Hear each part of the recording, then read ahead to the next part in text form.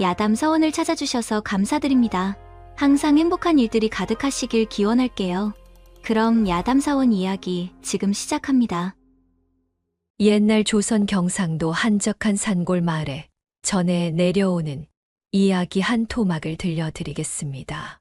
그 마을에는 참으로 비범한 솜씨를 가진 붓장수가 살고 있었습니다. 최필수라고 하는데 그의 이야기부터 먼저 들려드려야겠습니다. 최필수는 어릴 적부터 남다른 재주를 보였답니다. 그의 아버지는 대대로 붓을 만드는 장인이었는데 어린 필수는 아버지 일을 돕느라 붓 만드는 일을 어깨너머로 배우게 되었지요. 그런데 이게 웬일입니까?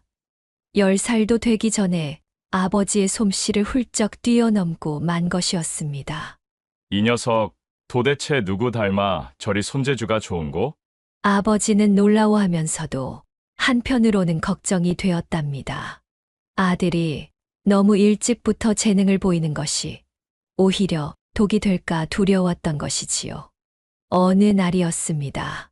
12살의 어린 필수가 아버지 몰래 만든 붓 하나가 마을을 발칵 뒤집어 놓은 일이 있었지요. 그날 서당의 훈장이 제자들을 데리고 마을 장터에 들렀다가 우연히 그 붓을 보게 되었답니다. 이런 정교한 솜씨를 보았나? 이 붓은 누가 만든 것이냐? 훈장은 붓을 이리저리 살펴보며 감탄을 금치 못했습니다. 그도 그럴 것이 털의 결이 한 올 한 올 살아있고 힘이 있으면서도 부드러웠으니 말입니다. 소인이 만들었습니다. 어린 필수가 수줍게 나서자 훈장은 믿기지 않는다는 듯 고개를 저었지요. 거짓말 마라. 이리 정교한 붓은 10년 공력 없이는 만들 수 없느니라. 아니옵니다. 진정 제가 만든 것이옵니다. 제가 이 자리에서 직접 보여드리지요. 필수는 그 자리에서 새 붓을 만들어 보였습니다. 그의 손놀림은 마치 나비가 춤추듯 우아했고 붓을 다루는 솜씨는 노련한 장인 못지않았지요. 하늘이 내린 재주로구나. 이 일이 있고 난 뒤 최필수의 이름은 온 고을에 알려지게 되었답니다. 하지만 이런 명성이 오히려 그의 운명을 바꿔놓고 말았지요. 필수는 점점 더 붓 만드는 일에 빠져들었습니다. 밥을 먹다가도 잠을 자다가도 붓 생각뿐이었지요. 그의 아버지는 이런 아들이 걱정되었답니다. 필수야, 붓 만드는 일도 좋지만 내 또래 아이들처럼 글 공부도 하고 놀기도 해야 하지 않겠느냐? 아버님, 저는 이것이 가장 즐겁사옵니다. 제 손으로 만든 붓으로 글 쓰는 이들의 기쁨을 생각하면 그보다 더한 공부가 어디 있겠습니까? 아버지는 한숨을 쉬었지만 아들의 고집을 꺾을 수는 없었답니다. 그렇게 필수는 성장했고 그의 솜씨는 나날이 발전했지요. 하지만 그 대가로 그는 다른 모든 것들을 놓치고 말았답니다. 20살이 되었을 때 그의 부모님은 더 이상 미룰 수 없다며 혼인을 서둘렀습니다. 그리하여 맞이한 신부가 바로 운무댁이었지요. 운무댁은 얼굴이 달처럼 아름답고 마음씨 또한 고왔답니다. 그녀는 가난한 선비의 딸로 태어나 어려서부터 바느질과 음식 솜씨가 뛰어났지요. 운무의 아버지는 시골 서당 선생으로 가난하지만 학문을 사랑하는 선비였답니다. 그는 딸에게도 글을 가르쳤는데 운무는 어릴 적부터 총기가 남달라 금세 한 시를 지을 정도였지요. 아버님, 제가 지은 시를 들어보시겠습니까? 그래. 어디 한번 들어보자꾸나. 봄바람에 나부끼는 꽃잎처럼 아버님의 사랑 속에 자라나니 이 몸이 비록 미약하오나 그 은혜 영원히 잊지 않으리. 허. 우리 운무가 벌써 이런 시를 짓다니. 하지만 그런 행복도 잠시 운무가 16이 되던 해에 부모님이 역병으로 세상을 떠나고 말았답니다. 친척집으로 가게 된 운무는 매일 밤 달을 보며 눈물을 흘렸지요. 아버님, 어머님, 이제 저는 어찌하면 좋을까요?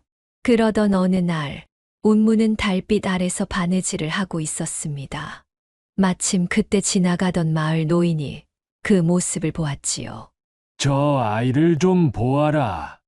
부모를 잃은 슬픔 속에서도 절이 부지런하니 앞날이 창창하겠구나.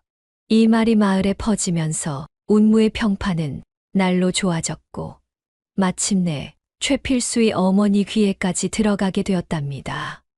여보, 저 아이를 우리 며느리로 삼으면 어떨까요? 글도 알고 바느질도 잘한다는데.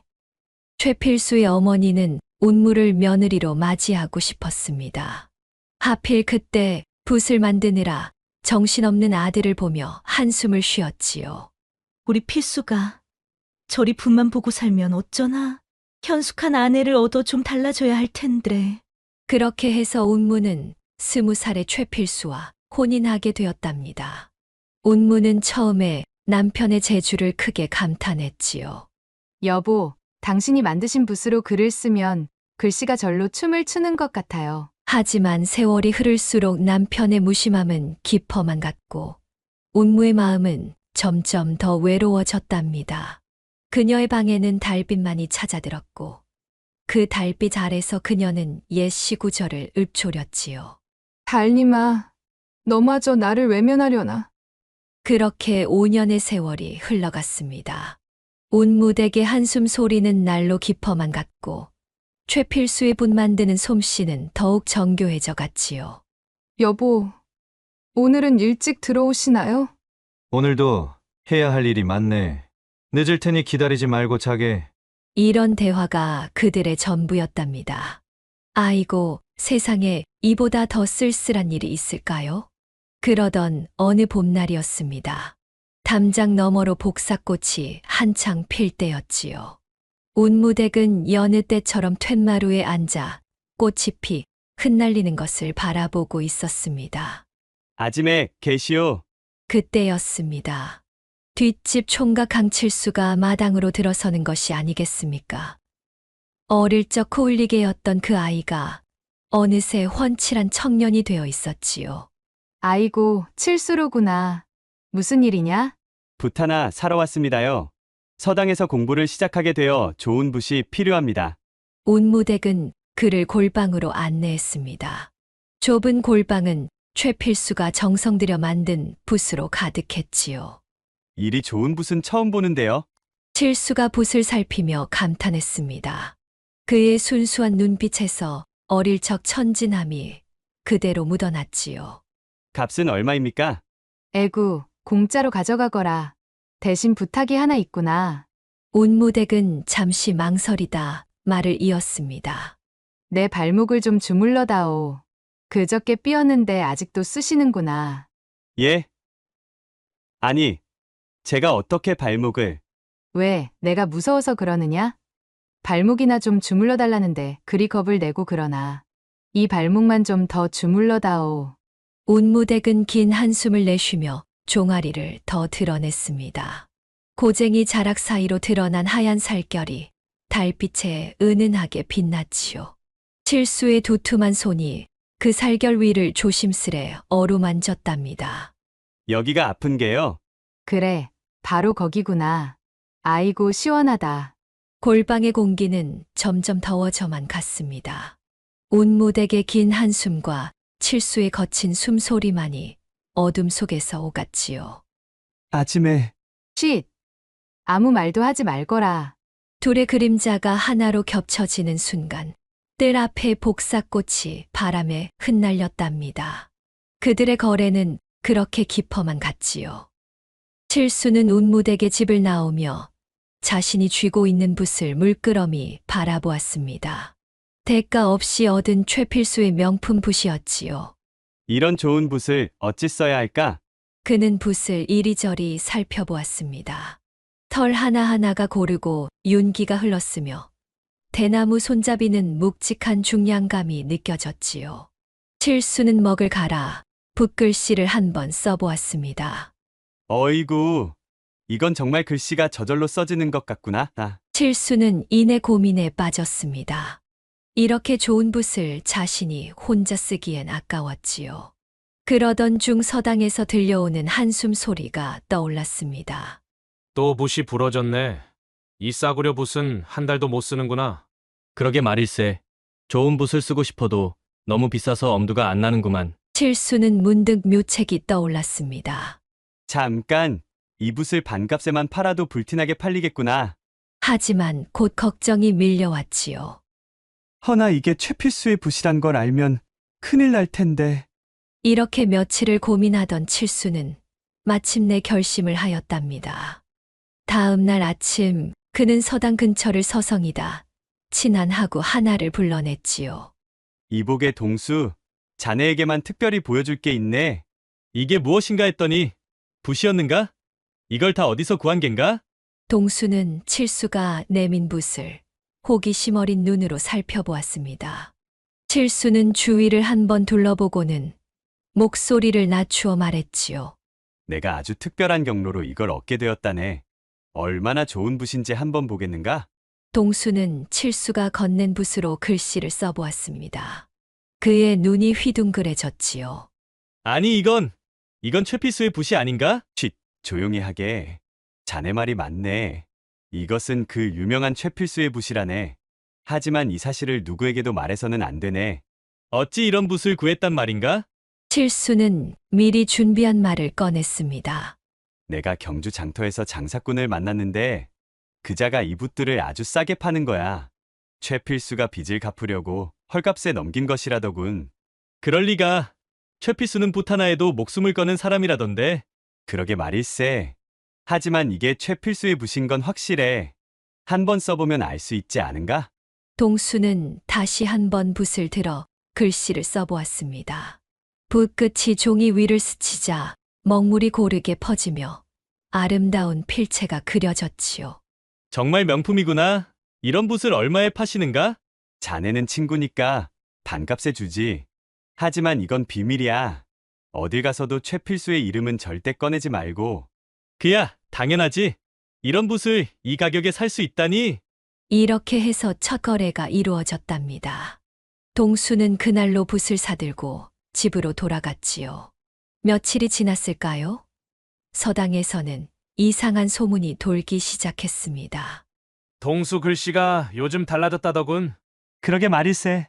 붓 하나 바꿨다고 저리 솜씨가 달라지다니.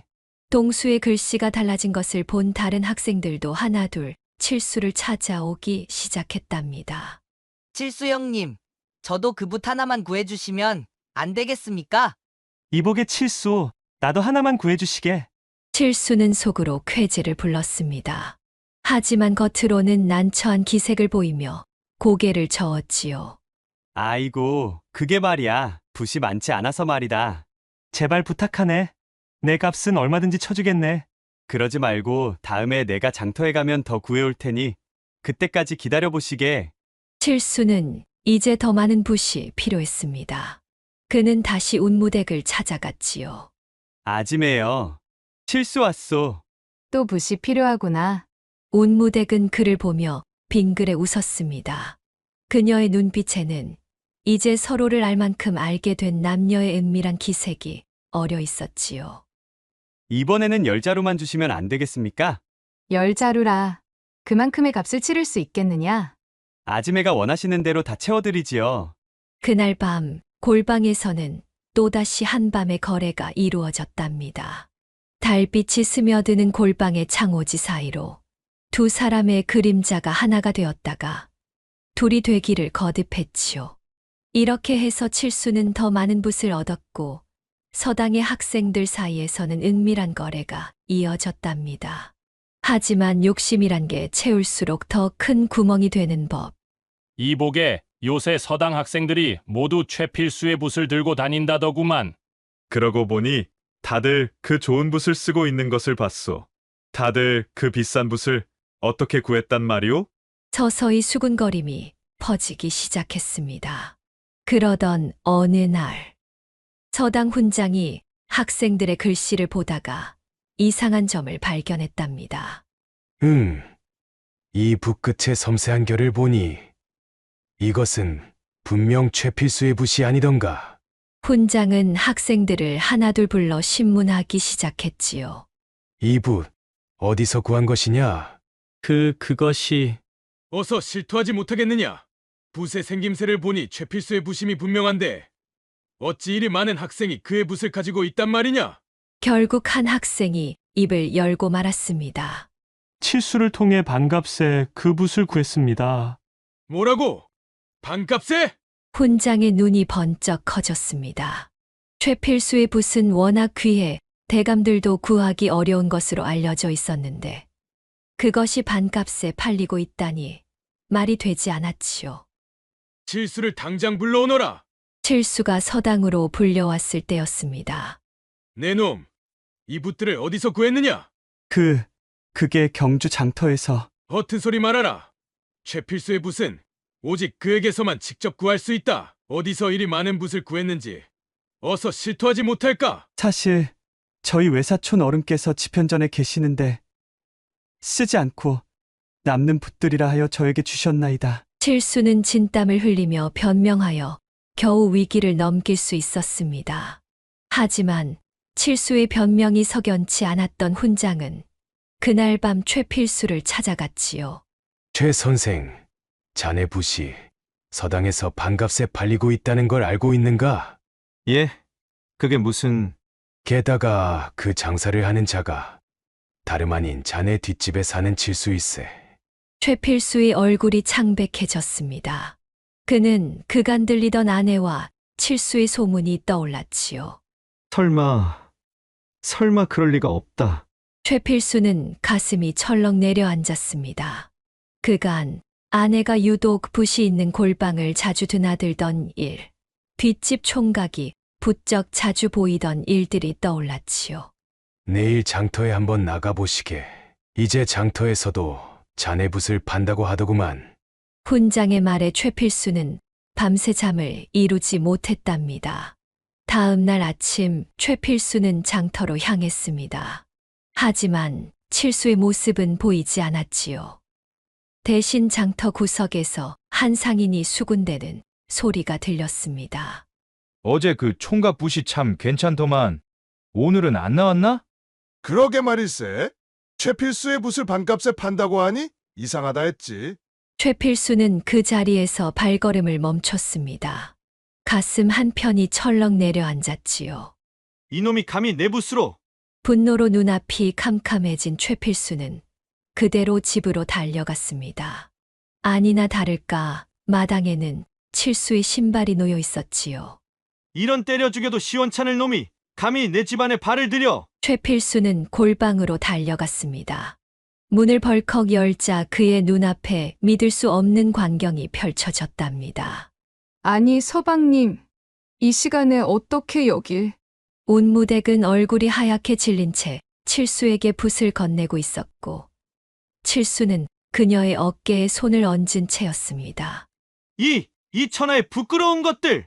이 몹쓸 놈! 내 붓도 모자라 내 안에까지 탐냈단 말이냐? 최필수는 분노에 차서 방 안에 있던 붓들을 마구 집어던졌습니다. 먹이 사방에 튀고 붓이 여기저기 나뒹굴었지요. 서방님, 뭔가 오해를. 이건 단지... 입 닥치고 당장 이 집에서 나가지 못하겠느냐? 운무댁은 눈물을 흘리며 그 자리에 주저앉았고 칠수는 벌벌 떨며 뒷걸음질 쳤답니다. 내 놈은 가만두지 않겠다. 최필수가 칠수를 향해 달려들려 하자 칠수는 그대로 골방을 뛰쳐나가 달아났지요.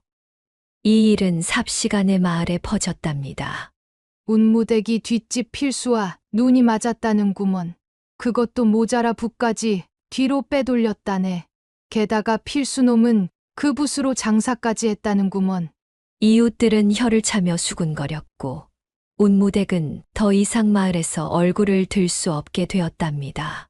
칠수는 그날로 마을을 떠났다고 하는데 어디로 갔는지는 아무도 모른다고 하네요.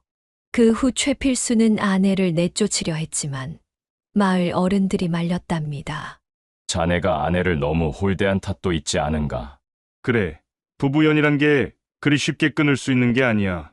결국 운무댁은 집에 남게 되었지만 그들 부부 사이는 영영 회복되지 못했다고 합니다. 붓 하나로 시작된 욕심이 결국 모든 것을 무너뜨리고 말았지. 느티나무 아래 모인 노인들은 이 이야기를 하며 한숨을 쉬었지요. 최필수는 그 후로 더욱 붓 만드는 일에만 매달렸다고 합니다.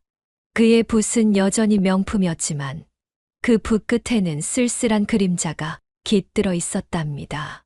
운무댁은 끝내 남편의 용서를 받지 못했지요.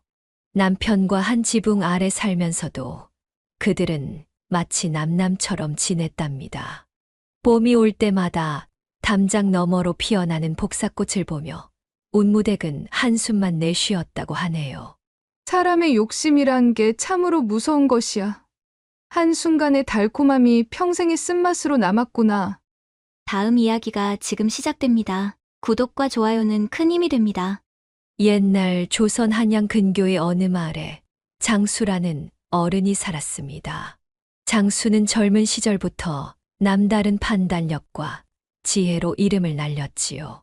그의 집안은 원래 양반 가문으로 마을 사람들 사이에서 존경받았지만 젊은 나이에 부모님을 여의며 살림을 꾸려야 했습니다. 그러나 장수는 좌절하지 않았습니다. 그는 어려운 환경 속에서도 오히려 굳건히 일어서서 자신의 길을 개척했지요. 장수가 20살 무렵 그는 부모님이 남긴 빚과 몰락한 가문의 이름을 되살리기 위해 장사를 시작했습니다. 그는 어린 시절부터 상황을 오래 고민하지 않고 바로 결정하는 습관을 가졌지요. 망설이는 자는 아무것도 얻지 못한다.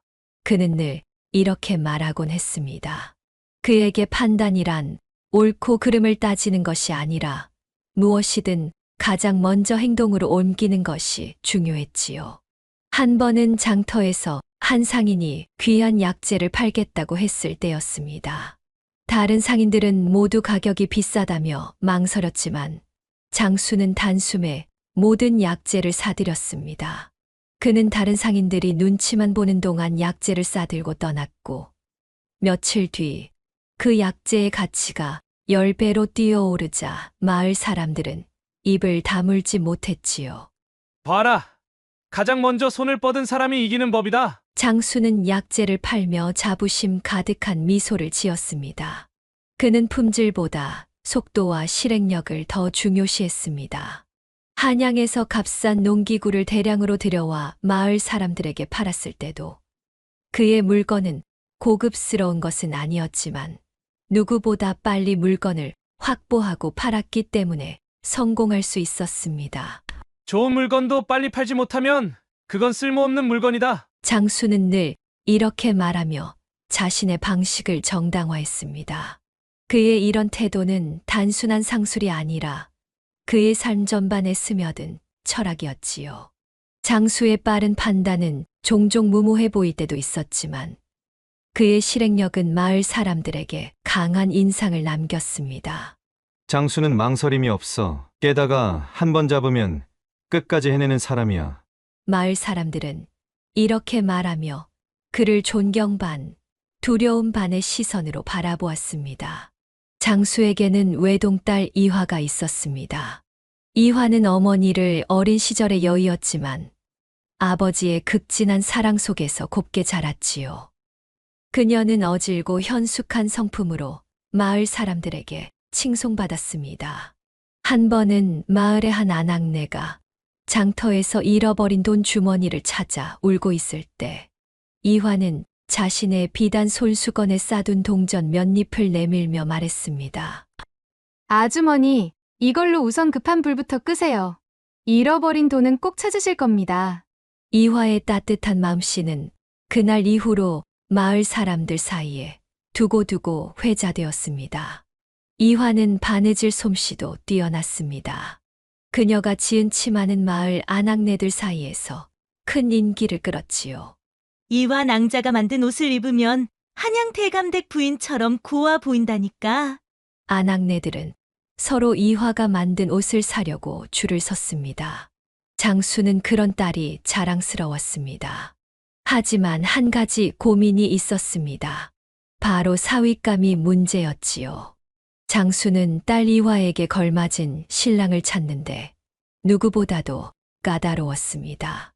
그는 결단력 있고 믿음직한 사윗감을 찾으려 했지만 그의 높은 기준 때문에 좋은 인연들이 모두 발길을 돌렸습니다. 한 번은 과거에 장원급제한 김진사의 아들이 혼담을 청해왔지만 장수의 시험을 통과하지 못했습니다. 자네, 지금 당장 내 딸과 혼인하고 싶은가? 장수가 물었을 때 그 청년은 머뭇거리며 말했습니다. 어르신, 먼저 예를 갖추어 양가에서 상의를 한 후에. 사내 대장부가 이렇게 우물쭈물하다니. 자네는 안 되겠구먼. 이 얘기는 없던 것으로 하시게. 장수는 결단력이 없다는 이유로 단칼에 거절해버렸지요. 이 일이 반복되자 마을 사람들은 걱정스러운 눈길로 바라보았습니다. 이러다 이완왕자가 시집도 못 가고 처녀 귀신이 되겠구먼. 쉿, 그런 말 함부로 하지 말게. 장수 어른 귀에 들어가면 경을 칠라.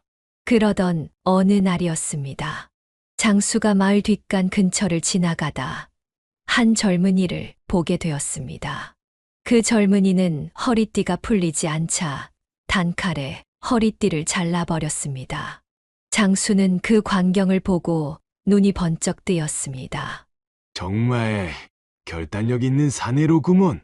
그는 속으로 생각했습니다. 그 젊은이는 박돌쇠라는 이름의 청년이었습니다. 돌쇠는 이천 마을에서 장사를 하는 청년으로 성격이 급하고 결단력이 뛰어나기로 소문이 나 있었습니다. 그는 장터에서 물건을 팔 때도 망설이는 손님을 보며 소리치곤 했습니다. 사시려면 어서 사고 말려면 마시오. 이리 시간 끌면 장사 못하겠소. 그의 성격은 마을 사람들에게 번개 돌쇠라는 별명을 얻게 했지요. 한 번은 한 손님이 물건 값을 깎으려 하자 돌쇠는 화를 내며 물건을 들고 돌아섰습니다. 값을 깎으려면 다른 데 가시오. 나는 그런 시간 낭비할 여유가 없소. 그의 이런 태도는 손님을 불편하게도 했지만 동시에 그의 성격을 명확히 보여주는 대목이었습니다. 장수는 돌쇠를 주막으로 데려가 술 한 잔을 나누며 물었습니다. 자네, 장가갈 생각은 있나? 장가요? 그거야 당연히 가야죠. 어서 장가 들어야 아이도 낳고 가문도 있지 않겠습니까? 장수는 그 자리에서 결정을 내렸습니다. 좋아. 그럼 우리 이화와 혼인하는 게 어떻겠나? 돌쇠는 잠시 놀란 표정을 지었지만 이내 크게 웃으며 대답했습니다. 좋습니다. 그럼 쇳불도 단김에 빼냈다고 지금 당장 혼례를 치르면 어떻겠습니까? 장수는 딸 이화에게 이 사실을 알렸습니다. 이화야, 내가 드디어 사윗감을 찾았구나. 판단이 빠르고 결단력 있는 자라. 무엇이든 해낼 수 있을 게다. 하지만 이화는 그 말에 놀라며 걱정스러운 얼굴로 물었습니다. 아버님, 너무 성급하신 건 아니십니까? 저는 그분이 어떤 분인지도 모르는데요. 허허, 내가 아직 몰라서 그렇다. 이런 사윗감은 하늘이 내린 인연이란다. 너도 만나보면 알게 될 게야. 이화는 아버지의 고집을 알기에 더는 말하지 않았지만 마음속 불안은 사라지지 않았습니다. 그녀는 돌쇠의 소문을 들어본 적이 있었기 때문이지요. 성미가 급하다 못해 번개 같다더니 과연 그게 결단력인지 무모함인지 알 수 없구나. 장수는 돌쇠를 사윗감으로 정하고는 혼례를 서두르기로 했습니다. 서두를수록 좋지 않겠느냐? 쇳불도 단김에 빼는 법이야. 그는 단호히 말하며 이틀 뒤로 혼례 날짜를 잡았습니다. 마을 사람들은 눈이 휘둥그레졌지만 평소 장수 어른의 고집을 알기에 다들 묵묵히 준비를 도왔습니다. 장수 어른 말씀이니 뭐 어쩌겠어? 우린 돕기만 해야지. 이화는 방 안에서 한숨을 쉬며 유모에게 조용히 속내를 털어놓았습니다. 유모님, 아버님께서 너무 서두르시는 것 같아요. 이런 일이 어찌 하루아침에 결정될 수 있나요? 그녀의 목소리는 떨리고 있었습니다. 유모는 걱정스러운 눈빛으로 이화를 바라보며 그녀의 손을 꼭 잡았습니다. 아가씨, 아버님께서 늘 결단력 있는 분이시니 이번 일도 심사숙고하신 결정일 겁니다. 너무 염려 마세요. 하지만 이화의 마음은 가라앉지 않았습니다. 유모, 그분의 소문을 들어봤소. 성격이 급하고 다혈질이라던데. 정말 그런 분과 평생을 함께할 수 있을까? 그녀의 눈에는 불안함이 가득 차 있었고 유모는 그런 그녀를 가만히 품에 안으며 말했습니다. 아가씨, 어떤 길이든 함께 걸어가는 법을 배우면 됩니다. 너무 미리 걱정하지 마세요. 그래도 그렇지. 아버님께서 너무 서두르시는 것 같아요. 유모는 걱정스러운 얼굴로 그녀를 바라보며 답했습니다. 아가씨, 아버님께서 워낙 믿음직하다고 생각하셨으니 그러셨겠지요. 너무 염려 마세요. 하지만 이화의 불안한 마음은 쉽게 사라지지 않았습니다. 이화는 그런 걱정을 품은 채 혼례날을 맞이하게 되었습니다. 혼례날이 밝았습니다. 아침부터 마을은 북적이기 시작했습니다. 아이들은 골목을 뛰어다니며 혼례 소식을 떠들었고 아낙네들은 신부댁으로 몰려와 꽃장식을 도우며 웃음꽃을 피웠습니다. 이화 낭자가 시집을 간다니 이렇게 기쁜 날이 또 어디 있겠어? 한 아낙이 이렇게 말하자 다른 이가 한숨을 내쉬며 대답했습니다. 그렇지. 그런데 하필 신랑감이 번개 돌쇠라니 좀 걱정이 되긴 하는구먼. 장수는 마당에서 분주하게 사람들을 지휘하며 잔치상 준비를 도왔습니다. 자, 떡은 저쪽으로 옮기고 술동이는 신방 옆에 놓아두게. 시간 늦추지 말고 서둘러야 하네. 그의 목소리는 힘차고 단호했지만 주변 사람들은 하나같이 걱정스런 눈빛으로 그걸 지켜보고 있었지요. 장수 어른은 왜 이리 서두르시는지 모르겠네? 이런 잔치에 시간이 얼마나 걸리는 줄 아시긴 하는 건가? 이화는 유모와 함께 방 안에 앉아 있었습니다. 그녀는 손거울을 들고 머리를 정돈하며 깊은 숨을 내쉬었습니다. 유모님, 왜 제 가슴이 이렇게 답답할까요? 유모는 그녀의 어깨를 부드럽게 감싸며 위로했습니다. 아가씨, 혼례 전에는 누구나 떨리는 법이지요. 너무 걱정 마세요. 모두 잘 될 겁니다. 하지만 이화의 불안한 눈빛은 여전히 거울 속에 비쳤습니다. 마을 사람들은 모두 혼례를 축하하러 모였습니다. 돌쇠는 붉은 관복을 입고 떡 벌어진 어깨를 자랑하며 서 있었지만 그의 성격은 여전히 급했습니다. 왜 이렇게 절차가 느립니까? 빨리빨리 진행합시다. 대례를 주관하던 예관은 그의 성화에 진땀을 흘렸습니다. 이복의 돌쇠, 절차라는 게 다 있는 법일세. 조금만 기다리시게. 그러나 돌쇠는 기다리는 법을 몰랐습니다. 그의 성급한 태도는 마을 사람들의 걱정을 키웠지요. 저 성격으로 신부를 잘 보살필 수 있을까? 장수 어른께서 이번에는 너무 성급하셨던 거 아니오? 혼례는 그렇게 급하게 진행되었습니다. 하지만 진짜 문제는 그날 밤 신방에서 터졌습니다. 돌쇠는 첫날 밤부터 이화에게 아이를 당장 가져야 한다며 다그쳤습니다. 그의 목소리는 처음에는 차분했지만 곧 조급함이 묻어나기 시작했습니다. 이보시오 임자. 이제 혼인도 했으니 당연히 자식을 낳아야 하지 않겠소? 시간 끌 일은 아니오. 그는 손가락을 가볍게 두드리며 기다리는 것이 불편하다는 태도를 감추지 않았습니다. 이화가 서방님, 모든 일엔 때가 있는 법입니다. 라며 조용히 만류했지만 돌쇠는 그녀의 말을 듣지 않았습니다. 오히려 그의 얼굴은 점점 더 붉어지며 이내 목소리를 높였습니다. 뭐가 떼요? 혼인했으면 자식을 낳는 게 당연하지. 그런 걸 미룬다는 건 이해할 수 없소. 그의 성급함은 단순히 결단력에서 오는 것이 아니라 참을성이 부족한 그의 본성을 드러내고 있었습니다. 서방님, 첫날 밤인데 어찌 이리 서두르십니까? 그리고 당장 어떻게 아이를 낳는단 말입니까? 이화가 차분히 말렸지만 돌쇠는 듣지 않았습니다. 오히려 얼굴이 붉어지며 소리를 높였습니다. 혼인까지 했으면 당연히 자식을 낳아야 하지 않겠소? 얼른 자식을 낳으시오. 이화는 그의 태도에 겁을 먹고 울음을 터뜨렸습니다. 신방에서의 소란은 장수의 귀에까지 들어갔습니다. 장수는 신방에서 들려오는 소란에 귀를 기울이며 순간적으로 긴장했습니다. 그는 급히 마당을 가로질렀습니다. 달빛 아래 그의 그림자가 길게 드리워졌고 걸음을 내딛는 소리는 그 어느 때보다 빠르고 무거웠습니다. 전날 밤에 이게 무슨 소란이란 말인가? 그는 마음속으로 중얼거리며 신방 문 앞에 섰습니다. 안에서 들려오는 이화의 흐느낌과 돌쇠의 고성이 그의 가슴을 더욱 조여왔습니다. 장수는 문을 벌컥 열며 소리쳤습니다. 이게 무슨 소란이냐? 전날 밤에 이게 무슨 짓이더냐? 장수의 목소리는 분노로 가득 차 있었습니다. 그는 돌쇠를 꾸짖으며 물었습니다. 자네, 지금 이게 무슨 행동인지 아는가? 그러나 돌쇠는 오히려 큰 소리를 쳤습니다. 장인어른, 자식을 낳아야 가문이 이어지지 않겠습니까? 이제 첫날 밤을 치렀으니 당연히 자식을 낳아야 하는데 자꾸 저렇게 뜸을 들이고 있으니 복장이 터지겠구려. 얼른 따님에게 자식을 낳으라고 하십시오.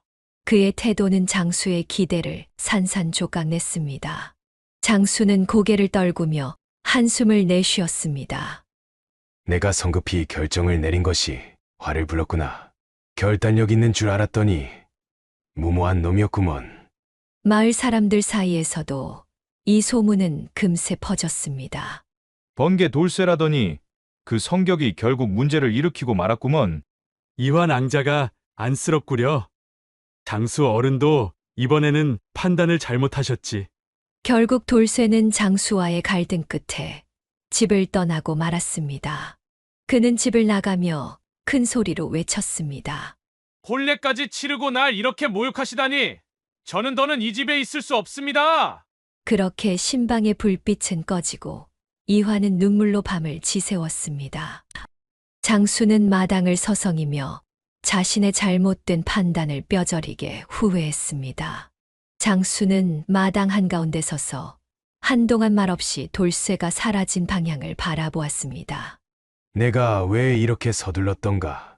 결단력 있는 사윗감이라며 너무 성급했구먼. 그는 한숨을 내쉬며 천천히 신방으로 걸어갔습니다.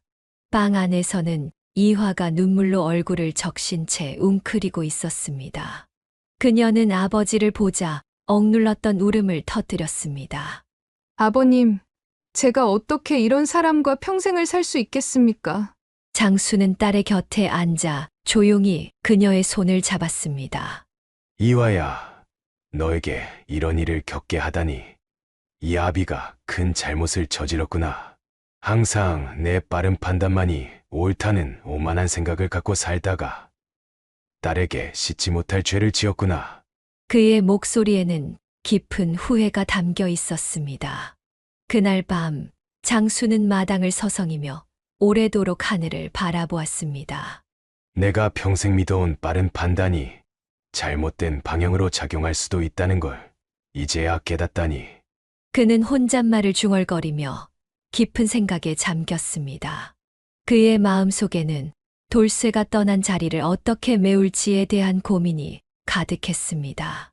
며칠 후 마을 사람들은 혼례 이후의 소란에 대해 조용히 수군댔습니다. 장수 어른도 이번엔 크게 실수하셨지? 결혼은 그렇게 서둘러 결정할 일이 아니잖아. 그러게, 성급한 선택이 얼마나 큰 문제를 일으킬 수 있는지 이번에 어르신도 깨달으셨겠지. 그들의 말은 장수에게도 들려왔고 그는 이를 부정하지 않았습니다. 오히려 그는 마을 사람들에게 고개를 숙이며 자신의 잘못을 인정했습니다.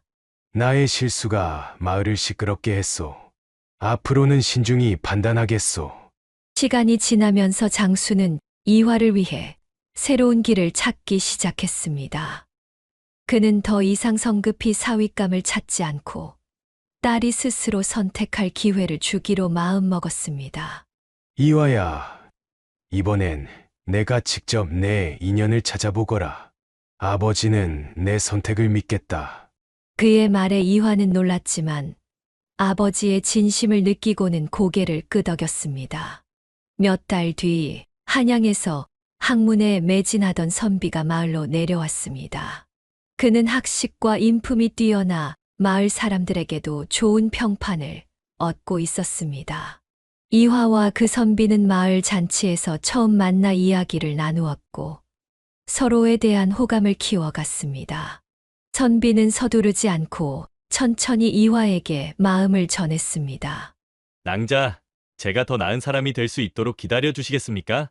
그의 말은 돌쇠와는 대조적으로 이화의 마음에 깊이 스며들었습니다.